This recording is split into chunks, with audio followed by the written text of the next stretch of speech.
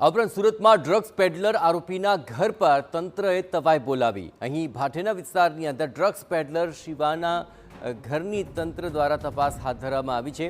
SOG દ્વારા શિવાને ઘરે લઈ જઈ પોલીસે રીકન્સ્ટ્રક્શન કરી પંચનામું કર્યું હતું।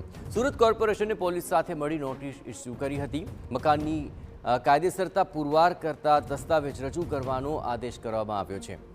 આપણે જણાવીએ કે અપહરણના ગુનામાં વોન્ટેડ હોવા છતાં શિવા બિંદાસપણે ઘરમાંથી જ ડ્રગ્સનો વેપલો ચલાવતો હતો।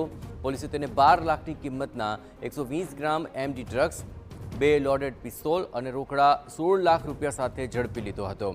તેણે પોલીસથી બચવા ઘરની આસપાસ 25 જેટલા સીસીટીવી કેમેરા લગાવ્યા હતા અને ઘરમાં કંટ્રોલ રૂમ બનાવ્યો હતો।